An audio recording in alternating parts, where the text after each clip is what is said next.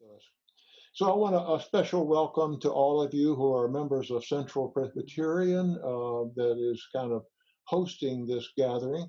But we also have members of the Open Door Communities Board of Directors with us. We have as well friends from Columbia Seminary that were in school at least with Ed Loring. We have others. And a special word, by the way, to Ed Loring. If you, most of us are wanting to hear what Murphy has to say, but I wanted to make sure that everybody also knows that Ed is there with Murphy. He's the one that looks like Santa Claus, in case you're trying to figure it out. But welcome to one and to all. So Murphy has a reputation and is best known for her work in social justice through the experiences that she's had with the Open Door community over the past 35 years or more. And she and Ed, Presbyterian ministers, as many of you probably know, helped to establish a Christian community back in the early 1980s. And they committed themselves to the vocation of advocating for and serving the homeless poor and the imprisoned of this city and state, a commitment that they're seeking that they still honor. The Open Door was never just a social service agency, though. It was also a Christian community of people who worship together and serve together. Finally, after some 35 years or more, it was clear to the Open Door community that they could not continue to sustain the operation that they were trying to do. And so the painful decision was made to conclude the community as we had known it for so many years, and a community that had made such a powerful impact in Atlanta as well as beyond.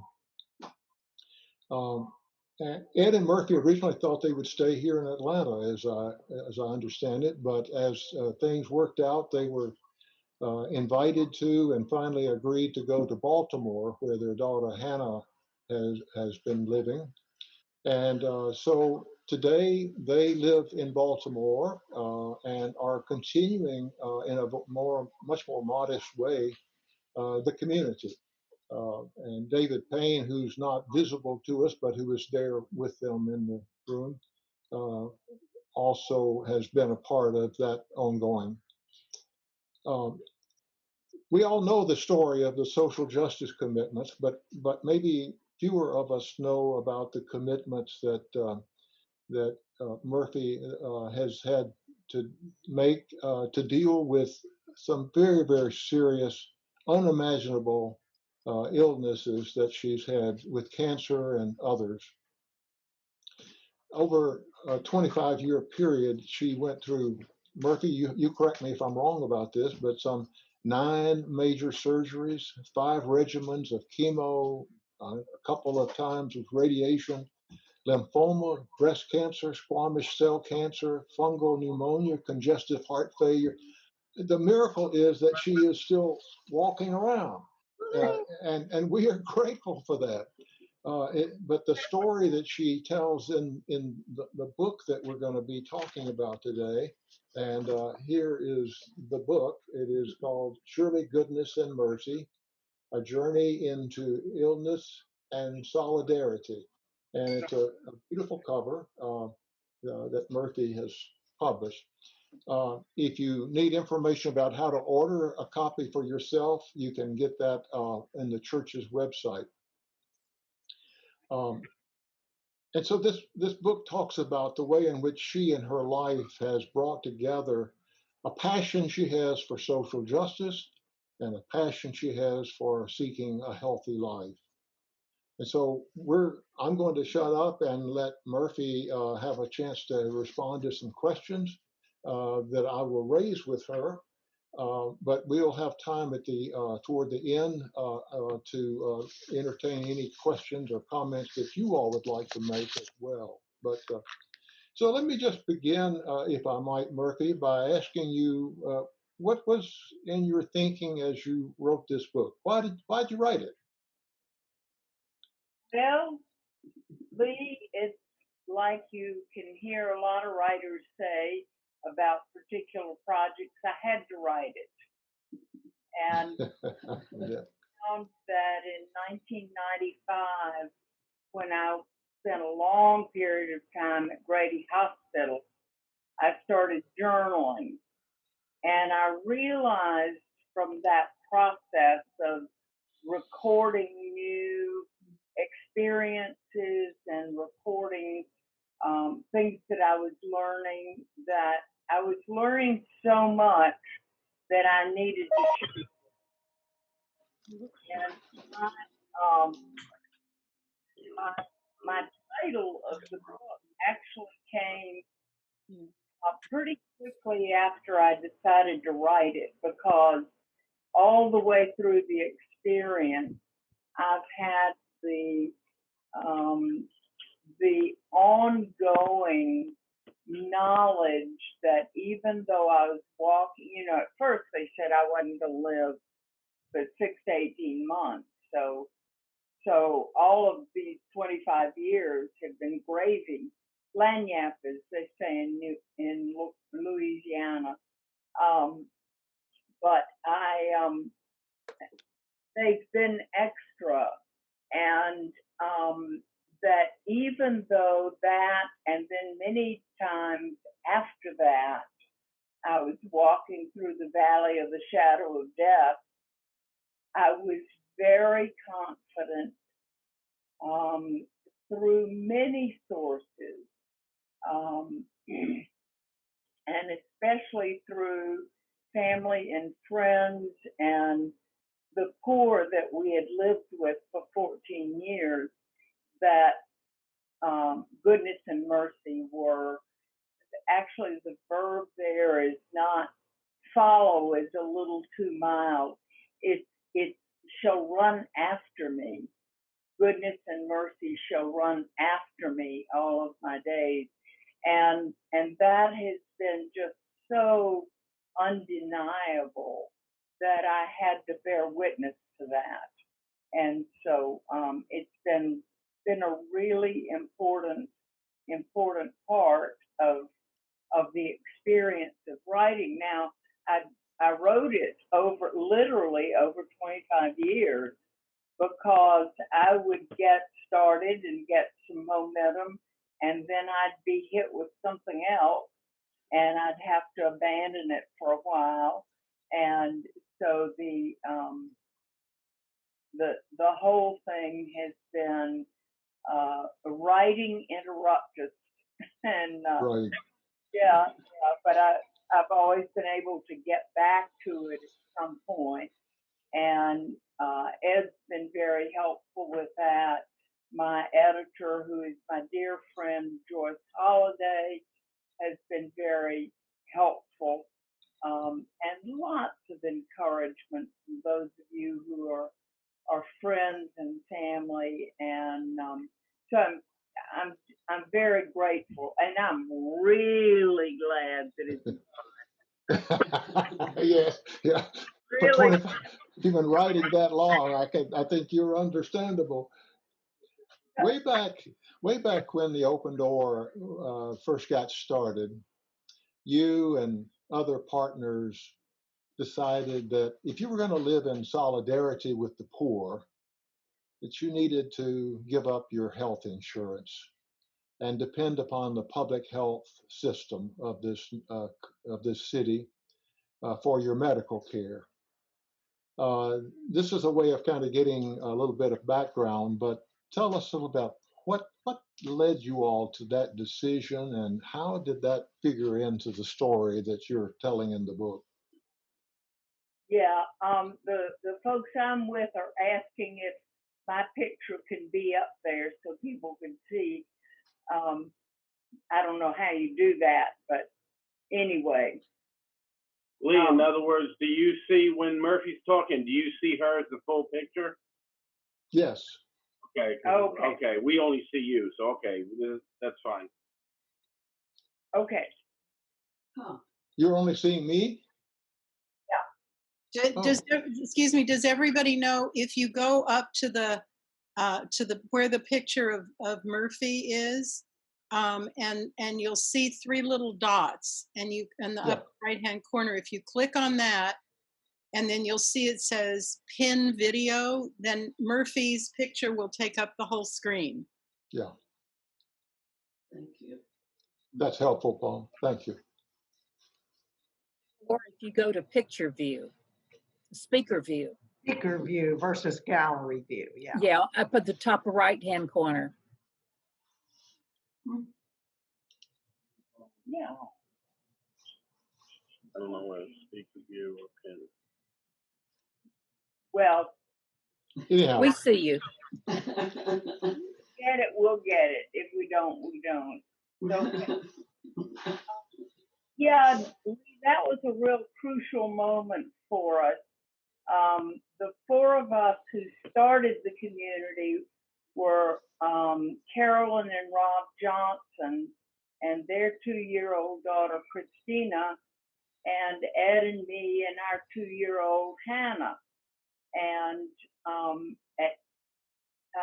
so we were sort of making this up as we went. We are modeled mostly on the Catholic worker movement, and we had visited a number of houses to kind of see what they did, but also what they didn't do, because most of the houses back in those years did not have children present.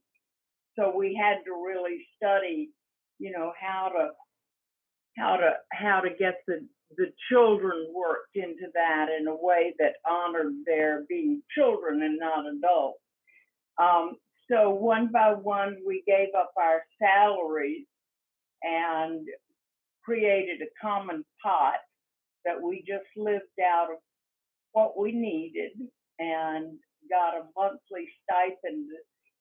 At first, I think it was $40 a month for mad money, and then it came to health insurance, and we thought, well, we're going to be living with people and forming community with people who have no recourse to insurance, and so we should not hold these resources that others will not be able to hold. So we, one by one, gave up our health insurance. Robin Carroll had it from the Methodist Church, and we from the Presbyterian. So it was real good insurance. And I'll tell you a secret: once you get out, you can't get back in. So we did that, and we used the Central Free Clinic for many years. It was very important to us. And then for anything more than that, we went to Grady, and we had a few volunteer physicians. But until I got cancer, which of course we didn't know was cancer, we didn't have any major doings with Grady, except that we were there all the time with our people. And so we all knew Grady, but it was more in a professional role. And so when I went as a patient, and a very, very sick patient, it was a whole change of roles. And I just, that proved to be one of the most important things, because I knew a lot about how people were treated, but I didn't know the half of it.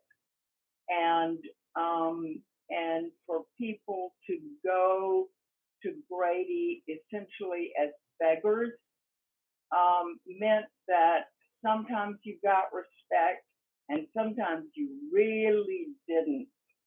And so that was one of the big steps of solidarity, was becoming a Grady patient, getting my own social worker, and having some doctors assume that because I was a Grady patient, I didn't know anything and shouldn't have a say in anything.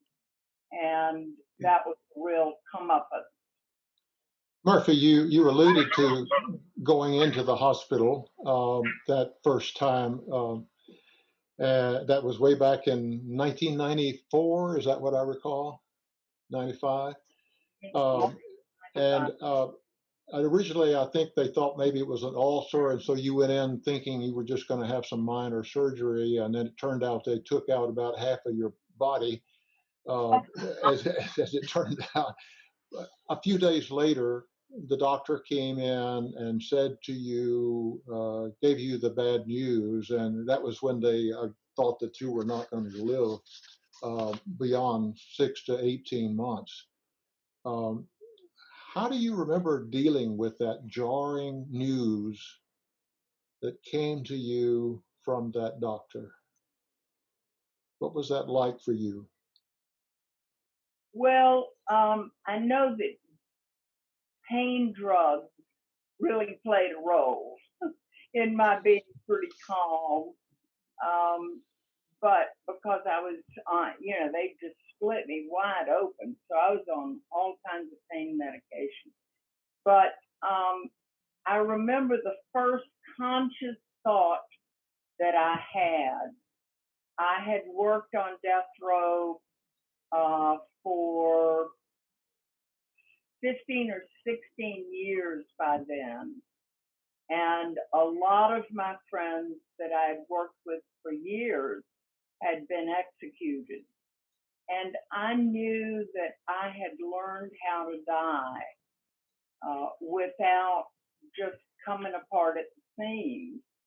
And the courage that I witnessed, and at times Ed and I,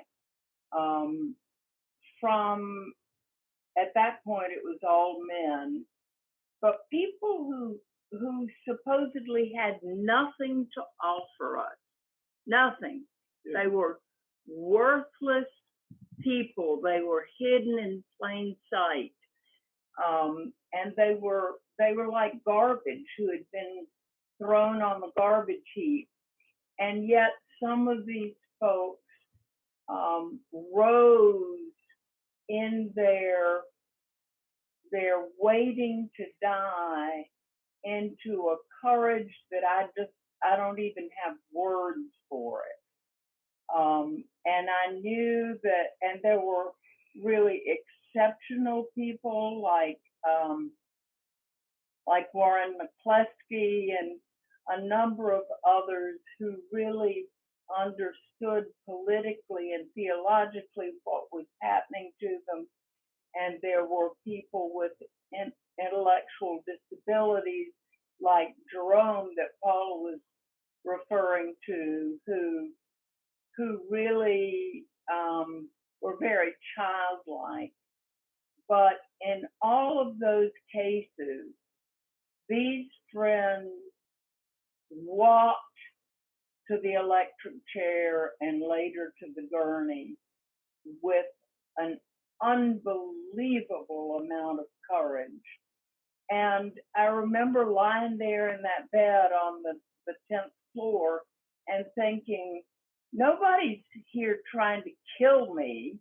Nobody hates me. And they don't put mug shots of me in the paper and talk about what a vicious animal I am. People, in general, except the prosecutors out there who didn't visit me, they wanted me to live. And if my friends who were so hated and despised could die with that kind of courage, why wouldn't I be able to summon that courage? And so that was the very first thing that came to me. And it has been so important through the years to know that I was taught by the best. I was taught how to die and not lose my dignity and my composure, and giving thanks for life and goodness. And it was tremendous gift. Well, you had more than one opportunity to use that gift, didn't you, as the time went on? Yes. Um, Here's a quote from your book.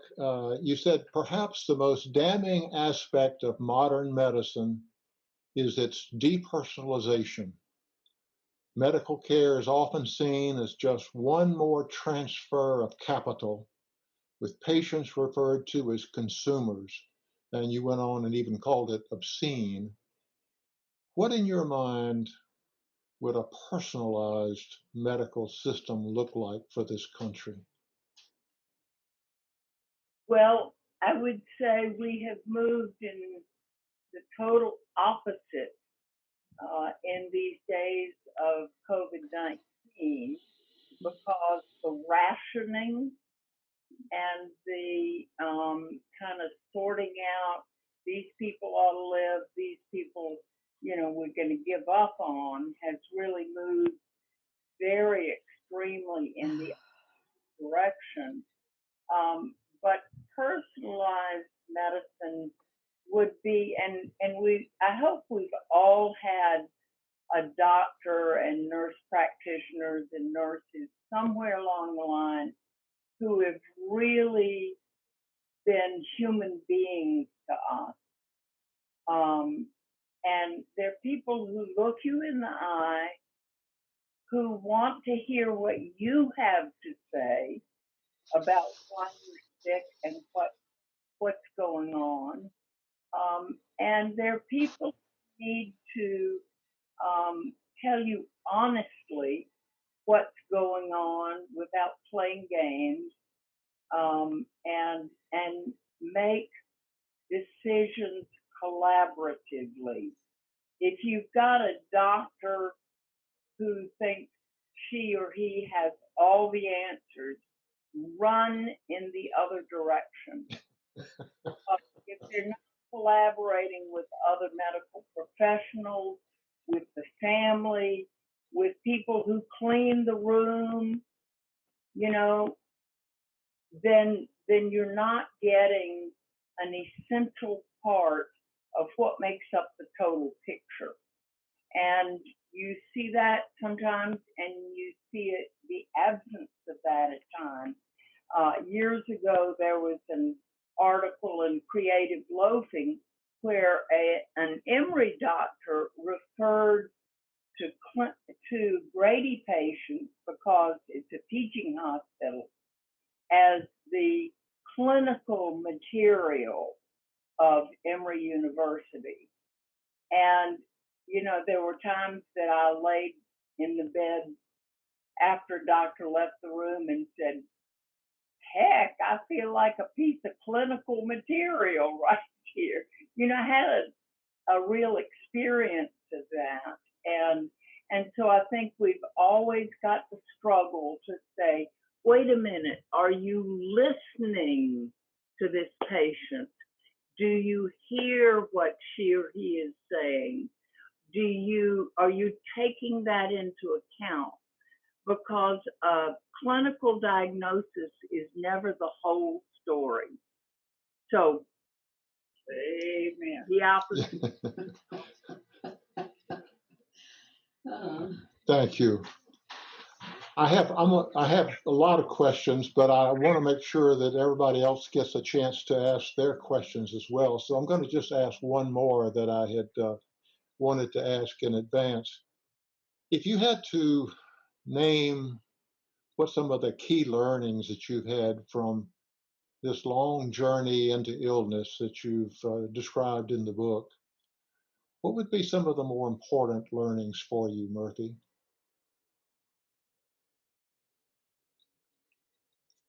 One thing that's very close to the top of the list is that we all need to know how to die, how to face death. And until we face death, we're not going to really live.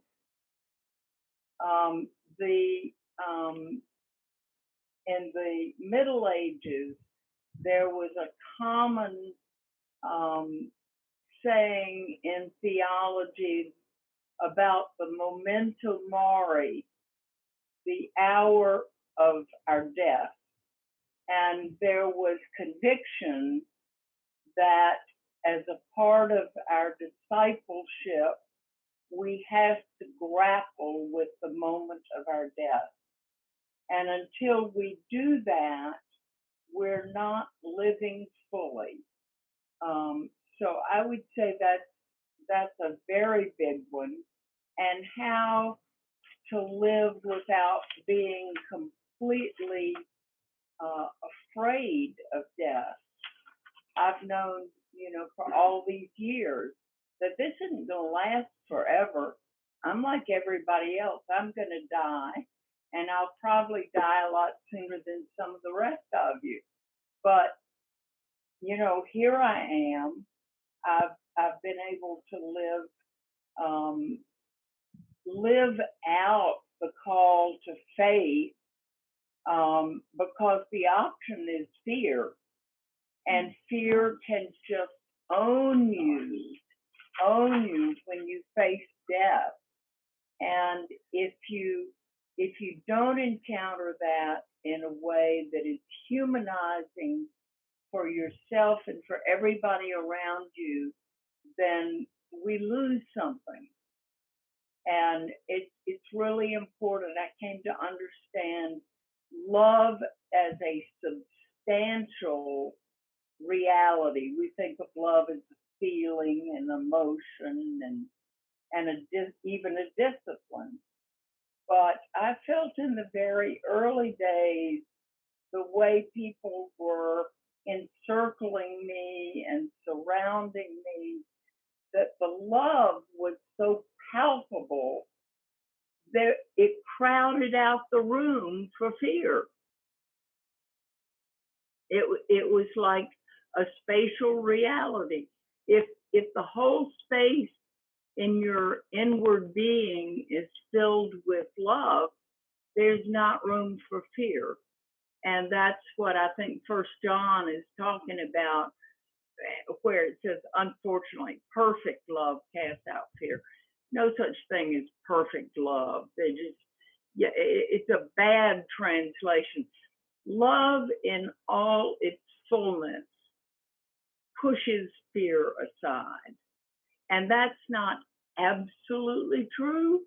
And Hannah has sometimes pointed out to me, it's a little bit harder for the ones who are going to be left behind. But there's a very palpable reality about the relationship between love and fear, and love helping us to remain as the full human beings we were created to be in God's image. Any questions? Okay, I want to save this last number of minutes that we have for everybody to kind of chime in with questions that you may have. And don't forget to unmute yourself. Robert, is there anything you have to do to allow people to unmute themselves? They should be able to unmute themselves, Okay. Lee, but if anyone has trouble doing that, they can always mention that in the chat box and we'll try to help. They should be able to do that. So you might wave a hand or something, and let's just see what Murphy's comments have stimulated in you. Lee, just to prime the pump, I'll just comment. Murphy, again, is Robert Catterall. And I'll just say, not so much a question, but an affirmation of what you said. I dealt with non-Hodgkin's lymphoma about not quite 10 years ago. And at one point, I was receiving pretty aggressive chemo. And I think because I was immunosuppressed, I got a horrible infection and ended up spending a week in intensive care at Northside Hospital here in the Atlanta area, and then another week in the hospital after that. And especially during that week in intensive care, it looked for a while as though I might not come out alive. And I just remembered in that time saying a very simple prayer to myself, and it was just that, let it be according to God's will. And then felt, as you said, such a sense of peace, right, an absence of fear. And I didn't want to die, but I did find that I wasn't afraid anymore. And that was one of the more powerful feelings I've had in my life. And I think it's you talked about the fullness of love pushing out fear, and I absolutely agree. And I think also related to that, when we allow ourselves to fully trust God through whatever might happen, and it might be that we'll die at that time, but when we allow ourselves to fully trust God, I think that's also part of that pushing fear out, I thought. Mm. Yeah. Thank you, Robert. Thank you. Very helpful. And thank you for your technical assistance too. Yeah. Yeah, we need all the help we can get. I tell one story in the book, and there's a picture of Jack Alderman, who was executed in 2008. Yeah. And Jack was a very deep person and very well might have been innocent of the crime, but all that aside, he thought very deeply and had deep relationships with people. And a day or two before he was executed, one of the guards said, he was very, very beloved among the guards. And one of these guards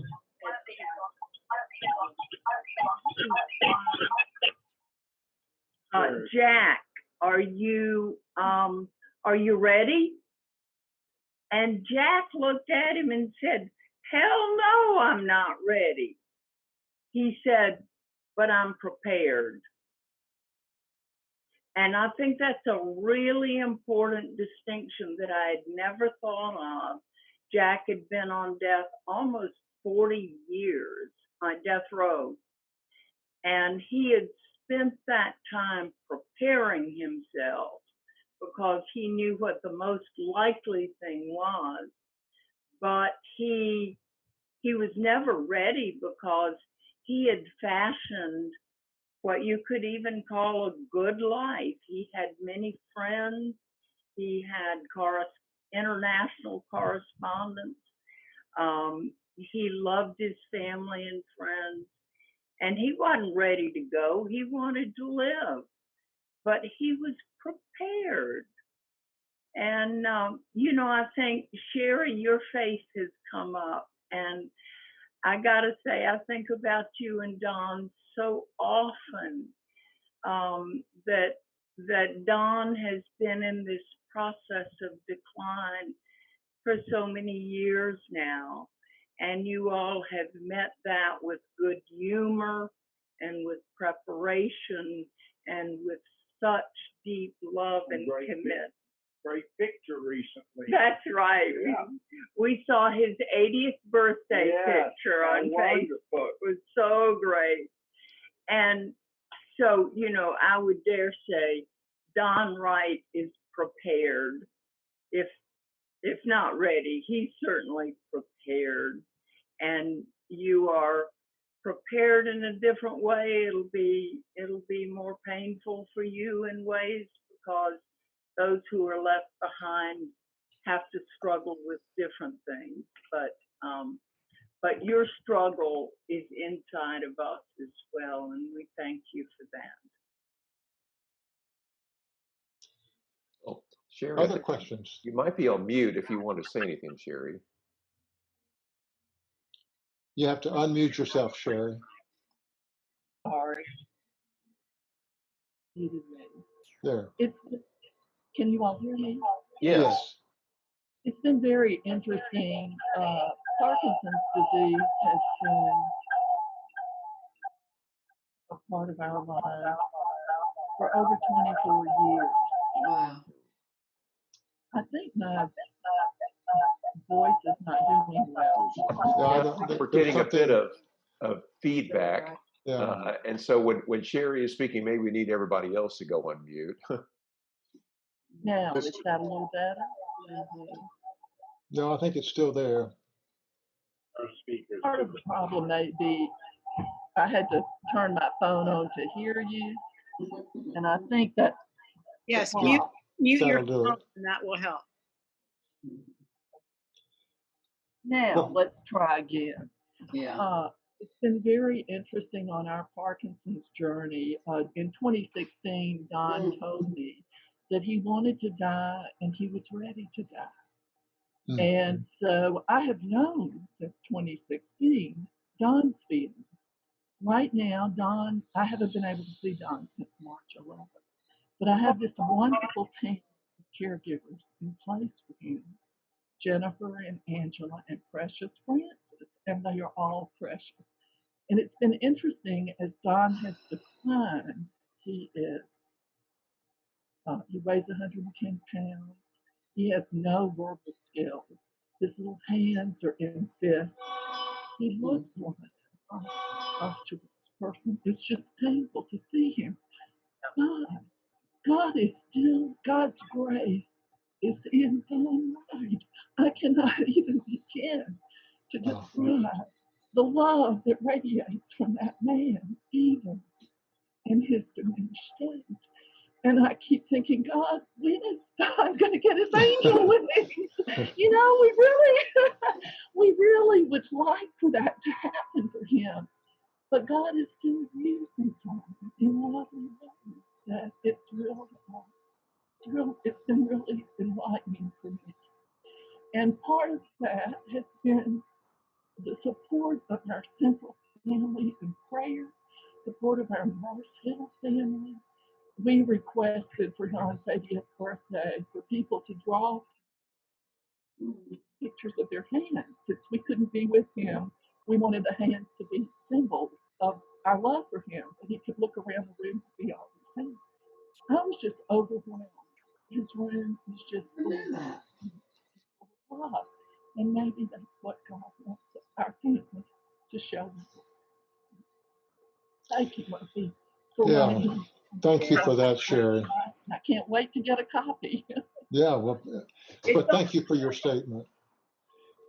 You talked a lot, Murphy, in your book about the importance of community in your journey. I can't hear you all, so I'm not able to hear you. So I'm sorry.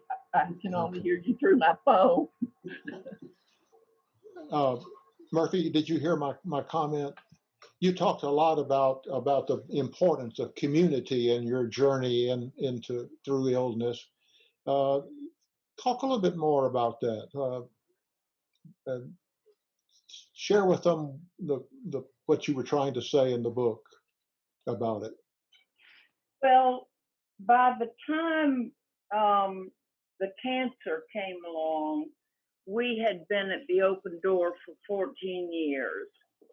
And so I was very much formed by life in community. And at any given point, our community was about half people like Ed and me who had come from other walks of life, and half people who had come out of prison and off the street. And it made for a very important mix. We were all races. We ate our meals together. We lived together.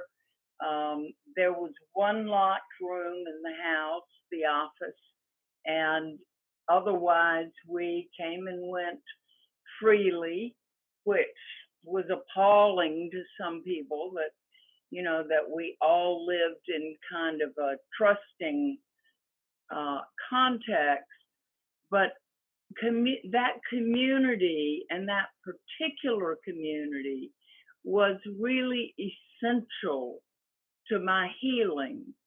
And I would think back and I would link my healing and my struggle to heal with people who were mentally ill, who had come into our community, unable to have a conversation, and then gradually, you know, 3 meals a day and a bed to sleep in, their personality would re-emerge.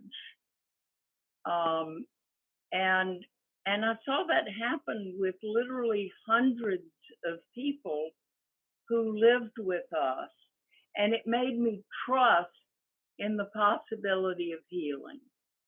And so, so I lived in this context, and all of us were people who, for the most part, depended on Grady. And frankly, homeless people, if I had to generalize, could not believe that they might have believed that I'd gone to the Grady emergency room, but not that I stayed for treatment. They assumed that at the first possible moment, we would flee to whatever more upper class and well-resourced hospital than Grady. But I was a Grady patient, and that built a level of trust that nothing we said or did could have ever built instead. And so we were closer together at one. I had a wonderful social worker who was in the hematology oncology clinic, and Albertine York would send us people after she learned what we were doing. She would send other patients from my clinic to the open door. And so at points there were four of us in the same clinic living at the open door, one of whom, and this helped me understand the huge problem of employment-based insurance, health insurance. Karen Thomas worked for the police department of Atlanta for 20 years, and she contracted breast cancer. And she had a mastectomy, double mastectomy. And on the day before she started chemotherapy, she was about to be evicted from her single room occupancy hotel. And Albertine called and she said, this woman's just had a mastectomy. She had childhood encephalitis, so she's already, walks with a great big cane and lift in her shoe, and was very disabled before she had cancer. And she said, this woman's going to be on the streets tomorrow. And so we said, well, send her along, or we went and picked her up probably. And she moved into the open door and stayed with us through her chemotherapy. Unfortunately, she died pretty soon afterwards because it was metastatic and just took her. The Imperial. But she lived at the Imperial Hotel. It made us so happy, and I got to visit her in her little apartment there, and I never saw a happier person. But she, when she needed the health insurance, it was gone because she couldn't work. And as long as we make health insurance employment-based, then we pay into it for however many years, and we don't have it when we need it. Because when you're sick, you can't work. So that was a very important learning.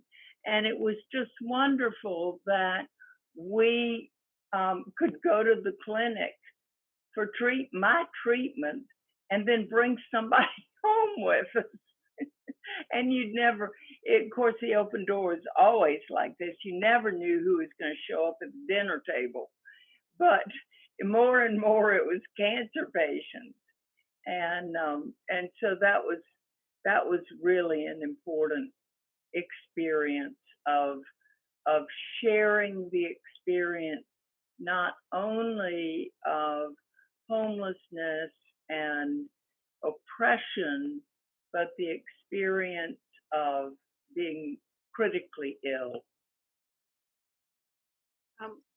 This is Paula. Could I say a couple things?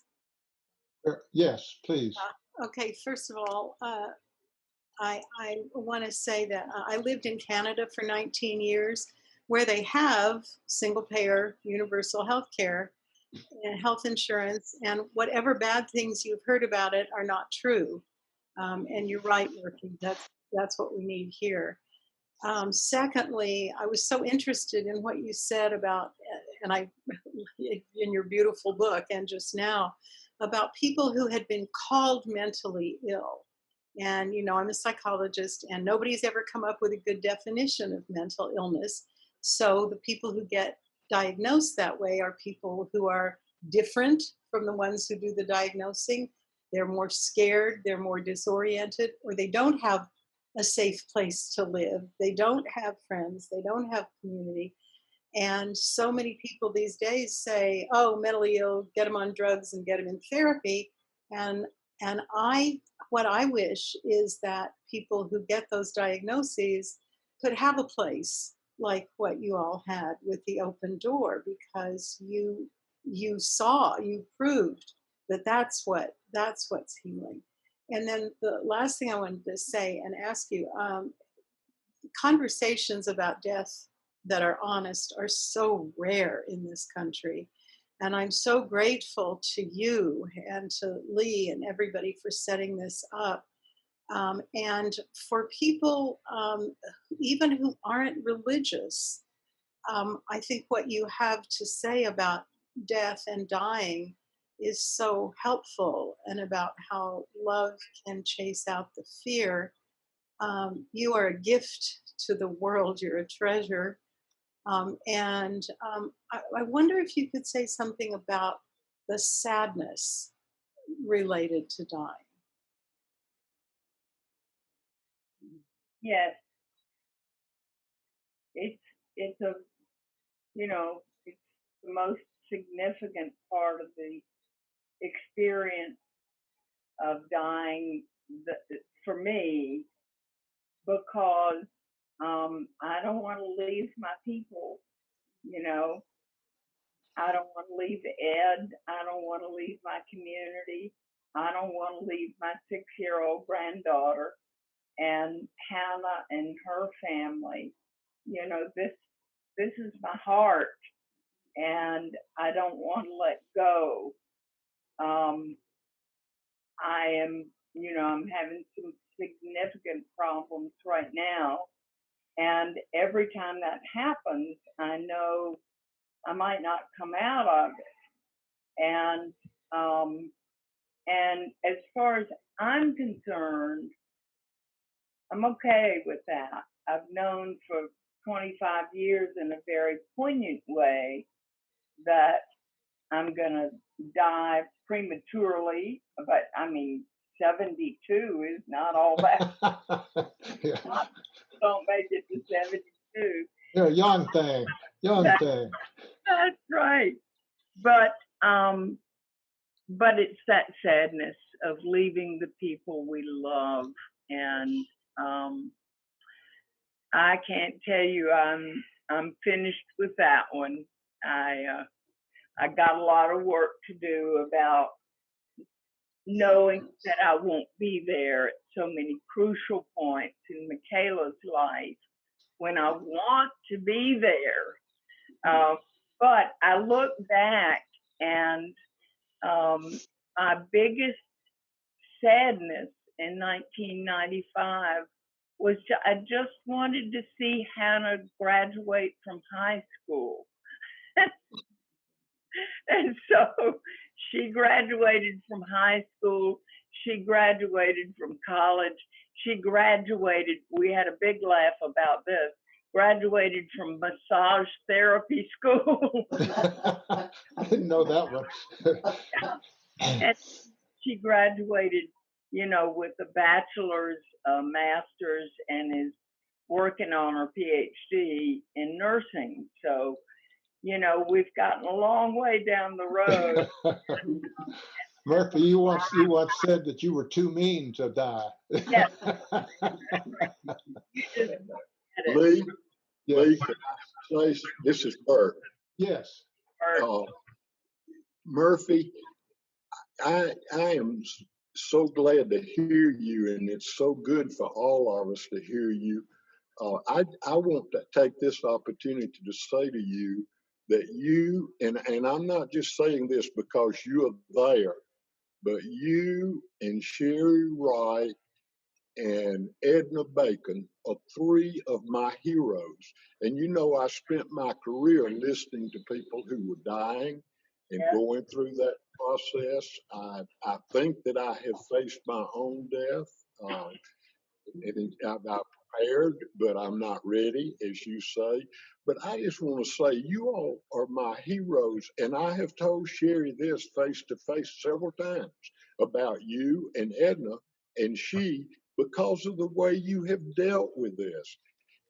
I haven't seen you very much in the last few years, but always at Christmas gatherings and when you were at Central, when the pastors were leaving, we saw you there. And you always make other people feel better. When I say to you, Murphy, how are you? You always have that smile and that warmth. And I have never, ever heard you, even today, complain. And my wife right here can tell you, I've tried, but you people are examples for me as to why I don't need to complain, but I need to be, and I am a very grateful and thankful person for life every day. But you all are such examples to me. And Sherry Wright, I'm so glad to see you there, because what she has been through and the way she has handled it, and particularly not being able to see Don for these last few months, is just amazing. But Sherry always has that smile and always has that laugh. And I know that she is hurting inside, but you all make us feel so much better about ourselves when I see you. And thank you for that. I really, really appreciate it, because you three, and I've said it many times to other people, you three, because of the way I have seen you respond to life and death and all that you have been through, I thank you. Thank you for letting me say that. Well said, Bert. Well said. Thank you. Means so much coming from you with your life experience. You were the most beloved chaplain and outstop they ever saw. Other comments or questions? This is Catherine. Please. So I want to say something to Murphy. So last night I was looking at the preface to your book again, and Brian talks about you dancing with the angels. And I love that image so much. And I think that in trying to work with people that have been forgotten, the people on death row, people that have been kicked to the margin, there is no way for them to ever believe that we have any concept of what their life is really like. But when you have suffered to the degree that you have and danced with the angels in this way, you don't have to try to convince them, because they know. And I think that this is what we're so missing in the church. Jesus's capacity to be that connected to people because of who he was is the invitation that we've been given, that we run from our entire life and try to bring people into the kingdom without really going at that depth to connect to people. So I just, I have no idea why you got chosen to have to be on this journey. I mean, there's no way to even make any sense out of that. But what I do know is that I think it's a profound affirmation of what Jesus's call is to us, to live with that kind of authenticity that you don't have to talk about. People know it when they see it. And that's what's missing in the whole religious world, I think. So it's such a gift. I mean, to have you, the fierceness, the commitment, that you Three didn't more talk minutes. about. You don't talk about that stuff. I You don't know how just you do it. you just walk through the space, and we know that it's there. And I think it's come from that kind of level of suffering that most of us have not had to endure, and most of us don't want to endure. We'd rather die first, Mm-hmm. which is what people end up doing. And how you have stayed for 25 years grounded in that place and done this work is beyond comprehension. And it's so humbling and so clear that we are called to that level of authenticity that comes from being willing to engage suffering. So thank you. Thank you, Catherine. Thank you so much. You're one of the reasons. It's not a function for an individual. It is not a task for an individual. It is something for a community. Yeah. Without community, we sink like a stone. Yeah. For those of you who don't know Catherine, Catherine is the executive director of the Center for Racial Healing over at the Atlanta University Center, and just has been a marvelous member of the Open Door board and a writer for the Open Door as well as other things. So to have a word like that from her is a really powerful statement. Thank you. Yeah. You're welcome. We have just a couple of minutes. Is there maybe time for one more comment or question? Anybody? Murphy. Well, if not, Murphy, do you have any final word for the good of the order? Well, one is a word that is a primary word from the book and from my life, and that is gratitude. What I just said about community being necessary. I just realized last night, and I want, as an aside, I joined Central Presbyterian. I moved to Atlanta in August of 1970. And my dad's a preacher, and we've had lots of friends in Atlanta. So, you should visit this church and that church and all of that. And I went to Central one Sunday and said, this is where I want to be. And so I joined in September 1970. So in just a few weeks, it'll be 50 years Yeah. since I joined Central Church. And Central is one of the congregations that never, ever failed to pray for me. Never, ever. And I don't mean just being on a long list of people somewhere. My name was called so often in worship, and Still is. it just visits. And at one point, y'all remember Bill Crossland? Bill was a young preacher in New Orleans when my dad was a pastor on Canal Street in New Orleans. And Dad kind of took Bill under his wing, and Bill never forgot that.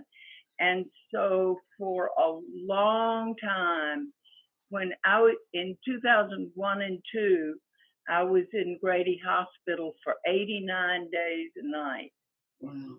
And on Sundays, Bill would leave worship, and I don't know if he'd take time to eat lunch or not, but he would walk straight over to Grady and visit Ed and me. And, it was just one of the many ways that you all told me, we're with you and we're praying for you and we want you to get better. And you can't ever say what that means. It's so important. Nibs and Caroline are there. Oakhurst was another praying station for me. It was just wonderful. But I had prayers from Christian churches, from Jewish temples, from Muslim congregations. The Muslim women at the women's prison prayed for me every time, and they would send the Muslim chaplain from the women's prison over to visit me. And that kind of thing, you can have an ecumenical movement. You have meetings and people get together and try to understand each other. But when you work together, when you live together, when you acknowledge one another and what's going on in our lives and our struggles and our hurts and triumphs, there's nothing like that for an interfaith life. And I've even had atheists who told me they prayed for me regularly. There you go. Praying for you. You're in good shape. Murphy, you have been a long time a gift to all of us, and you and Ed together have been a team that has meant a lot to everybody on this call, I think. So I want to thank you, and I also want to conclude our conversation by giving thanks to God for the testimony that you have just made about the power of God at work in the world. Thank you for that. If you all don't need to run immediately, I can leave this open for us to have continuing conversation, but I want to formally conclude the gathering. For those of you who haven't had lunch or maybe starving to death or whatever, once again, if you want to get a copy of the book, how do they do that, Ed, Murphy? There's information on in the Central Presbyterian Weekly that you can. It tells you how to order it, but they just simply call David. The card that's in the book that you just picked up. Could you show the front of that card? It's got all the information on it. Okay. So anyhow, if anybody has a question about that, feel free to give me a call or the Open Door a call, and we'll get it to you. Lee, do you want to put that in the chat? Do you know how to? Yes, I can do that. I can do and that. also I put a thing in the chat saying, will you please send a link to this recording to everybody, because I want everybody in the world to see and hear this. Robert, do we have a list of everybody that's online? Yeah, we'll get that, Lee, and we may need to get Mark Wallace McGuire, our church's who handles communications, digital and otherwise for the church, to send the link to me. But probably within the next day or so, I'll get that link from Mark Wallace, and we will get that to people who participate in the meeting. Yep, so they'll have that. Thank you, Robert. You bet.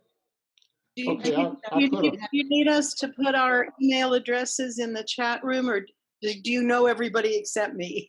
I think I believe that we're gonna have, Paul. I think we know who joined the meeting, because I think you provide an email address, or you join from a certain email address or something like that. So I believe we got that. I don't think we need everybody. If he doesn't have it, I have it, Paula, so okay. I can send it to him. Thank you. But well, thank you all so much. And if a few of you had a few last-minute questions you wanted to linger and visit with Ed and Murphy, that'll be fine. But have you all got time to do that, Murphy? Yes, sure. Okay. I just posted a phone number that you can call to order the book if you want to. Great. Yeah, David and I have turned the dining room table into a shipping center. So All right. Again, Robert, thank you so much for helping us with this. Appreciate that. And Certainly. God bless all of you for being a part of this. thank you, Lee, for calling it together. My pleasure. My pleasure. Okay. Good to see everybody. Somebody answered. Hey, Rod and Ann. Did Betty get on, Betty Carroll? Was she able to get on? She has been on, and I'm here. All right. And Nibs and Catherine have a webinar just following this. So yes, that's what I understand. Yeah. He's gonna get zoomed out before the day is over. Thank you, Murphy. Thank you, Murphy. you. And there's Susan Strew, All right. a Baltimorean with us. Be careful how you articulate that. and I see Erskine and Nan Clark are with us as well. Yeah. That's great. So. Hey, hello, Erskine and Nan. Yeah.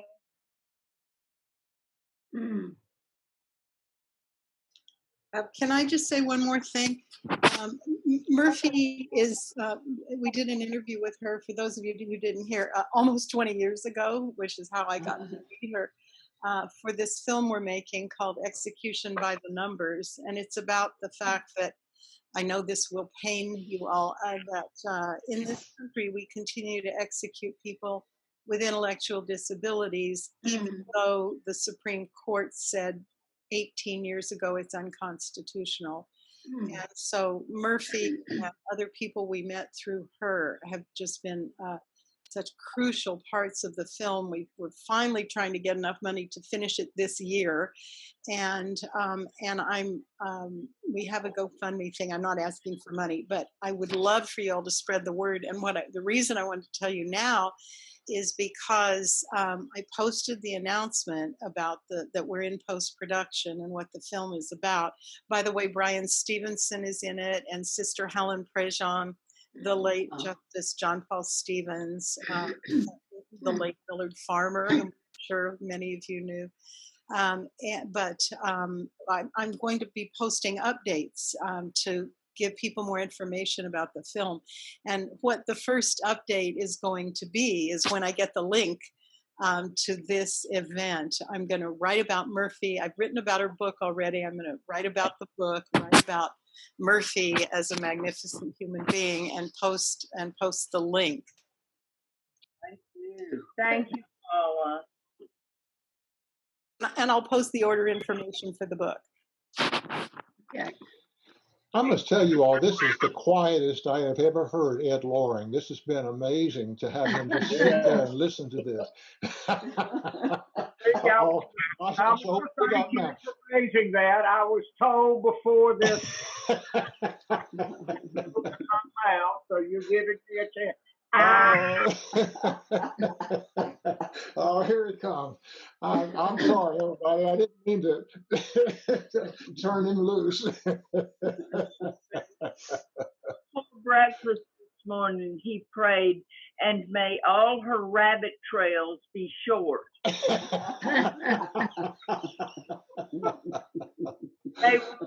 sure. Okay. Okay. Well, again, thank you so much, Murphy, and also Ed and Robert, all of you all.